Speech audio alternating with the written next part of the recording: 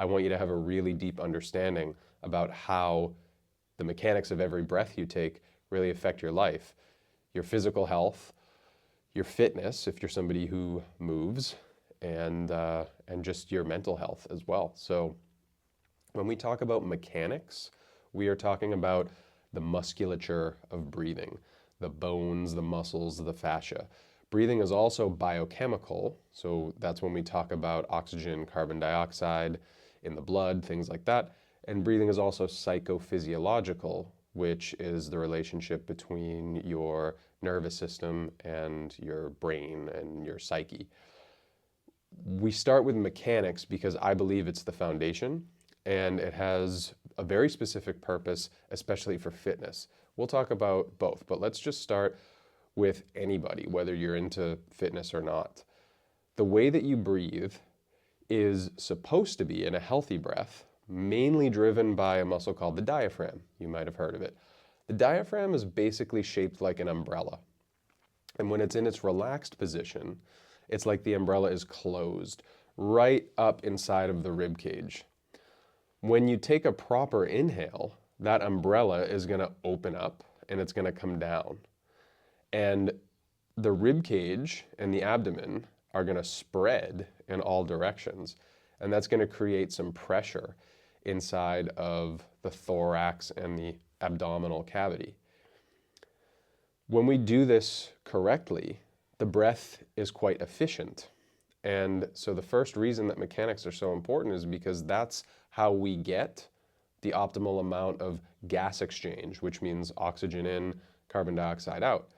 And so most of that gas exchange happens in the lower parts of the lungs.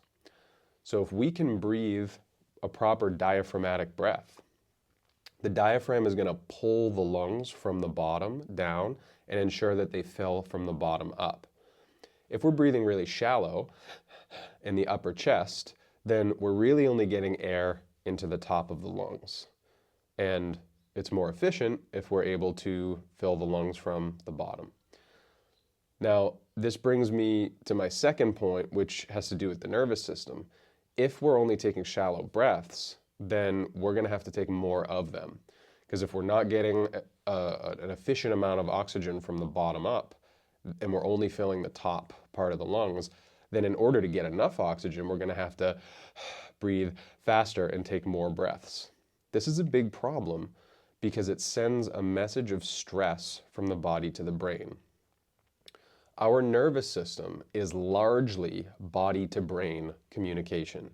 So what that means is that what you're doing with your body, what you're perceiving, and the way that your body reacts to it, so when you tense up or freeze up, that's going to be the first response to a lot of stimulus before you have a registered conscious emotion or thought about it. So, in other words, to quote an old martial arts teacher of mine, we used to think that you would see a bear and then you would get scared and then you would run away. But it's actually, you see the bear, you start to run, the body actually has an instinctive reaction, and then you feel and register the emotion of fear. So what your body is doing is basically telling your brain how you're supposed to feel and how you're supposed to look at the world around you. And so if you're breathing really fast, we breathe really fast when we're under threat. So if you're not breathing deeply and getting an efficient rhythmic gas exchange, and you have to breathe faster to get more oxygen, you are also basically living in a chronic state of stress or fear, probably without even realizing it. And it's affecting the way that you view the world and the way that you interact with others.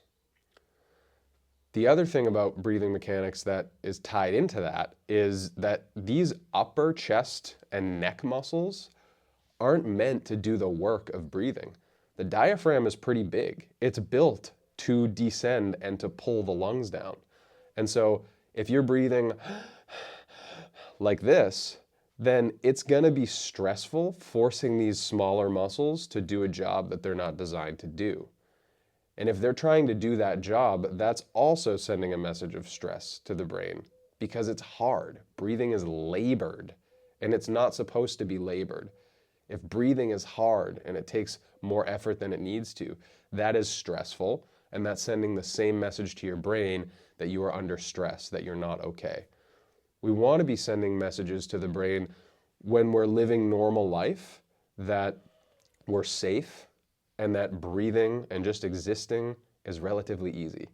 We're not going to be like that all the time. Of course, we're going to go through periods of stress, sometimes good stress, sometimes bad stress or distress. But when we come back to baseline, we want our breathing to be expansive and mostly driven by the diaphragm. Now, if you're into fitness, it's extra important, especially when force is involved, lifting weights or doing high impact stuff.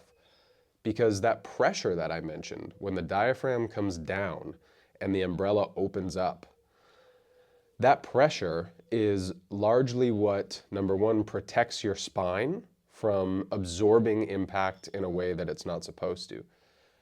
But it also allows force transfer between the upper body and the lower body. So if you're somebody who feels kind of disconnected athletically, where you don't feel grounded, you don't feel rooted, you don't feel like your whole body's working as a unit, it very well could be a breathing mechanics problem.